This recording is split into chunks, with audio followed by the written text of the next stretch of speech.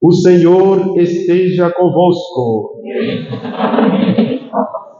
Proclamação do Evangelho de Jesus Cristo segundo Lucas.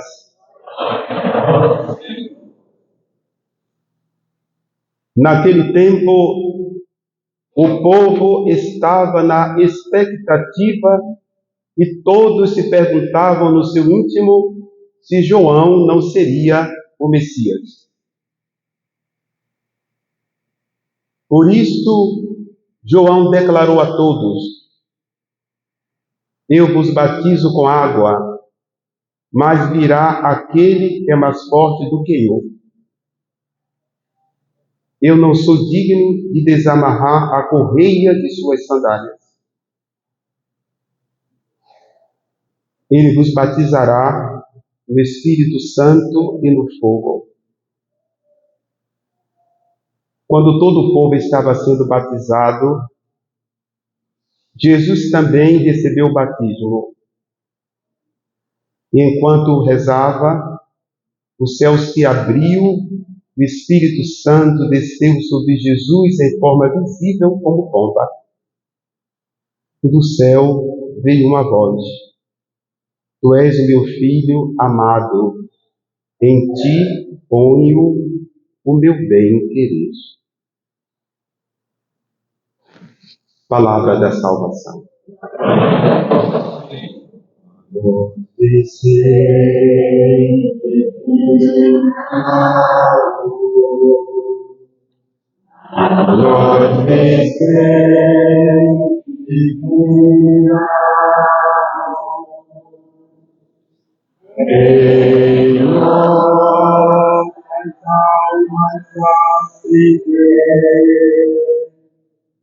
O amor de Jesus, em nossas almas acender. O amor de Jesus, e Espírito crescer.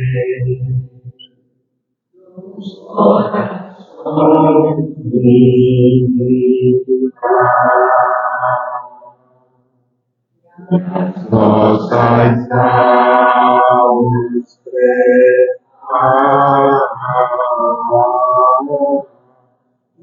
nossas almas preparadas para o que Deus nos preparou, para o que Deus nos preparou, suas almas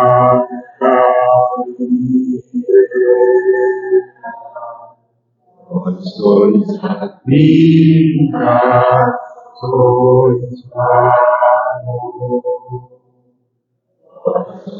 a graça de sois a graça de que nos emana o Senhor, que nos emana o Senhor. Em nome do Pai, do Filho e do Espírito Santo. Amém.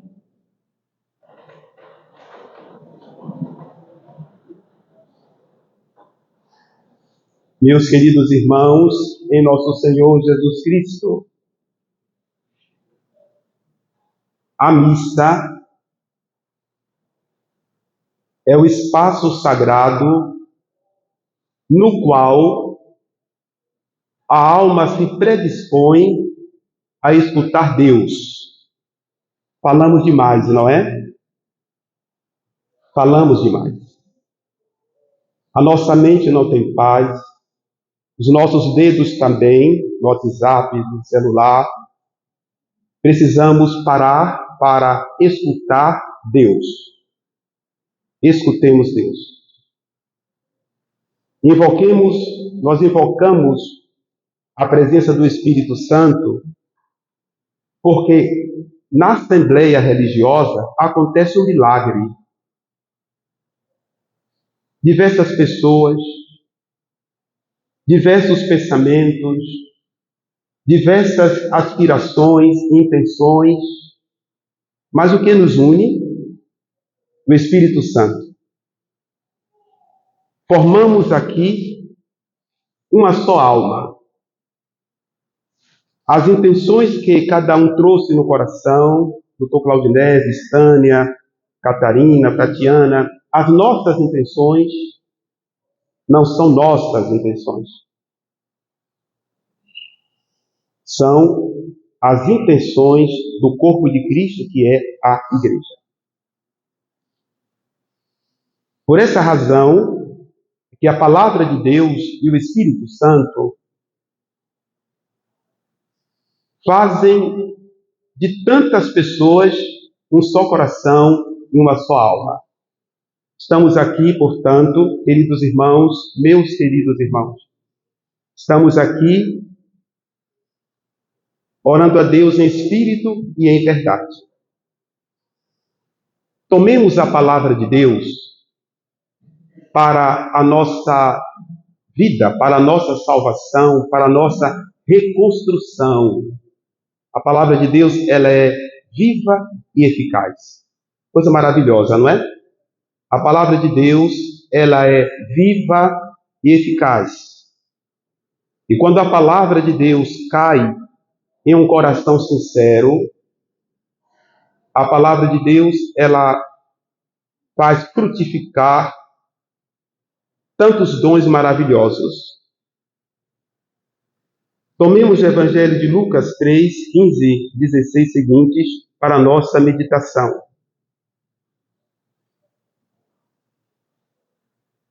No tempo de João Batista, o Senhor Jesus Cristo vivia ocultamente em Nazaré. Havia uma expectativa sobre a chegada do Salvador. Também nós esperamos o Salvador, não é? Mas não o Salvador da pátria, o Salvador da alma. Nós esperamos o Salvador, que não é homem comum, não é ninguém, é nosso Senhor Jesus Cristo. Havia uma expectativa em alguém que fosse capaz de restaurar os corações. No Evangelho de Lucas, capítulo 4, Jesus lê a passagem de Isaías que diz: o Espírito está sobre mim para restaurar os corações. Quantos corações arrebentados? Talvez meu coração esteja arrebentado. Quantas desilusões? Neste mundo não existe felicidade plena. É ilusão de, só sou feliz. Não. Temos uma felicidade relativa neste mundo. Mas o Jesus, ele restaura os nossos corações. Ele é a nossa felicidade. Ele é a nossa paz. O Evangelho enfatiza de modo, sutil, que havia no coração das pessoas, também no meu coração e no seu coração, doutor Cláudio, um movimento interior. Havia um movimento interior nas almas, suscitado pela palavra e gestos de João Batista. Uma pergunta: qual é o movimento do seu coração? O que se passa agora no seu coração? Você que está aqui nesse culto a Deus. O que a palavra de Deus está suscitando agora no seu coração? Diz o Evangelho: e como todos cogitassem em seus corações se João seria Cristo. Isso é, o coração precisa pensar. Precisa pensar. Não é só aqui que pensa. O coração precisa pensar. coisa que nós não gostamos, não é? De que o coração pense, de que o coração cogite, sobretudo diante da palavra de Deus. Os corações cogitavam, será que João seria Cristo? Diz em latim, ne portasse esse Cristo? Será que ele é Cristo? Como sabemos, o ministério de João Batista era uma propedêutica à vinda do Senhor Jesus.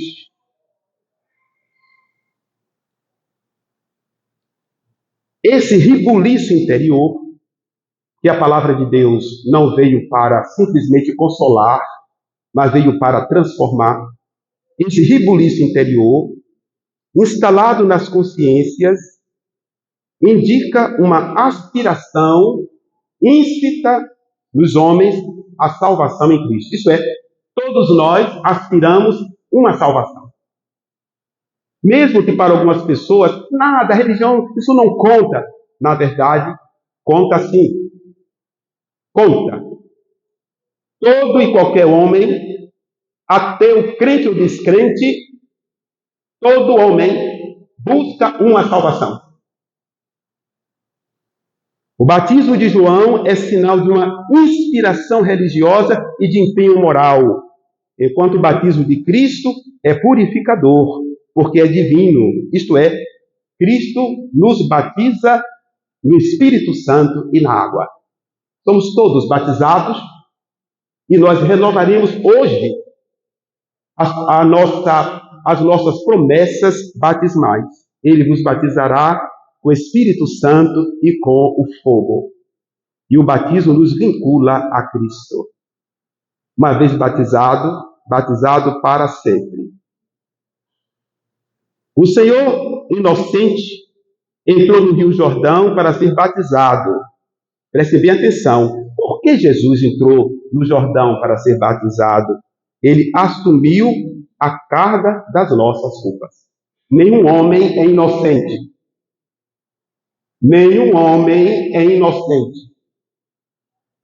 Há pessoas que blasfemam dizendo, não tenho pecado. Tem sim. Neste mundo, ninguém é inocente. Por isso que nós necessitamos de um Salvador, precisamos de um Salvador, de um Senhor. Agora compreendemos o significado das suas divinas palavras dirigidas aos seus pais quando procuravam aflitos. Por que me procuráveis? Não sabias que eu deveria me ocupar das coisas do meu Pai? Que coisas são essas? As coisas do meu Pai? A sua salvação. A sua salvação, querida irmã. Jesus se preocupa com a sua salvação. Religião é para salvar almas. Religião não é ONG, religião não é grupo, nada. É para salvar almas. Levar as pessoas para Deus, consagrar almas para Deus. A narração do Evangelho nos introduz nos labirintos do mistério da salvação com a seguinte declaração: ora, tendo o povo recebido o batismo, as pessoas buscam a salvação. É tácito que as pessoas sentem a necessidade de responder a um chamado superior despertado pelas exortações de João Batista. O Evangelho diz que, enquanto a multidão se inquietava, somos sempre inquietos, não é? Muitas coisas nos inquietam nesta vida e precisamos encontrar em Cristo a nossa paz. Queridos irmãos, Cristo é a nossa paz. Encontrar em Cristo a nossa paz. Enquanto a multidão se inquietava, algo de peculiar acontecia. A mesma coisa aqui. Alguma coisa está acontecendo aqui nos corações. No seu coração, no meu coração, no coração do Senhor. Algo está acontecendo. Diz a palavra, naquele momento, Jesus já batizado, achava-se em oração. É uma passagem linda. O Senhor Jesus, já batizado por João, ele se achava em oração. Vejamos bem, o Filho de Deus, verdadeiro Deus e verdadeiro homem, o Filho de Deus, achava-se em oração. Talvez alguém diga, se ele era santo, por que quis ser batizado? Cristo foi batizado não para ser santificado pelas águas, mas para santificá-las e para purificar as torrentes com o contato de seu corpo. As águas receberam a prerrogativa de conferir o batismo do Novo Testamento. Santo Ambrósio faz o seguinte comentário: aquele que é lavado por Cristo no dia do batismo deve depor os seus pecados. Aquele que é batizado depõe os seus pecados através do sacramento da penitência e da reconciliação. O sacramento que está ligado ao batismo. O estilo literário de Lucas empana a figura de João para fazer resplandecer a belíssima imagem de Jesus, o orante. Queridos irmãos, o Senhor Jesus, nesta manhã, Ele ora conosco. A senhora não está orando sozinha. Jesus ora com a senhora. Jesus ora com cada um de nós. Ele está orando conosco. Acreditemos. A nossa oração não é uma oração solitária. Nós oramos com Cristo, por Cristo e em Cristo. O Espírito Santo, portanto, desce sobre ele e há uma manifestação da Santíssima Trindade. O Filho que recebe a água batismal, o Espírito que desce sobre ele e a voz do Pai que diz: este é o meu Filho amado, escutai-o. Escutar Cristo, querido, a escuta é um dos maiores desafios do nosso tempo. Ninguém quer escutar mais ninguém. Quantas conversas atropeladas, não é? Quero conversar. Olha, o senhor sabe que amanhã... Sim, porque... Sim, mas não é isso que eu queria falar com o senhor? E quem mais padece dessa insubordinação auditiva são as crianças. Às vezes as crianças querem se comunicar, falar, mas são atropeladas. E se nós não somos capazes de ouvir o outro, como ouviremos Deus? Eu lhes pergunto, se o marido não é capaz de ouvir a mulher, como ele vai ouvir Deus? Se a mulher não é capaz de ouvir o marido, como é que ele vai ouvir Deus? Se o padre não é capaz de ouvir os seus clientes, como é que o padre vai ouvir Deus? Talvez um exercício para esta semana: escutar. Nos exercitemos no ato da escuta. No ato da escuta. Já concluindo, existe uma estreita relação entre o batismo de Cristo e o nosso batismo. No Jordão, os céus abriram-se para indicar que o Salvador nos descerrou o caminho da salvação e nós podemos percorrê-lo precisamente graças ao novo nascimento da água e do Espírito Santo que se realiza no batismo. Por ele, por Cristo, pelo batismo, nós somos inseridos no corpo místico de Cristo, que é a Igreja. Morremos e ressuscitamos com ele e somos revestidos dele. Por conseguinte, o compromisso que brota do batismo consiste em ouvir Jesus. Pensemos nisso hoje. Ouvir. Eu quero ouvir Jesus. Ou seja, acreditar nele e em segui-lo docemente, cumprindo a sua santa vontade. É deste modo que cada um pode tender para a santidade, uma meta que constitui a vocação de todos os batizados. Portanto, acendamos a nossa vela, a vela do coração, e renovemos as promessas batismais. Renovemos as promessas do nosso batismo. Que o Senhor Jesus seja hoje e sempre a lâmpada que ilumina os nossos passos e a alegria dos nossos corações, não é? Que Jesus seja a lâmpada que ilumina os nossos passos e a alegria dos nossos corações. Sentados, agora acendamos as velas. Sentados, por favor.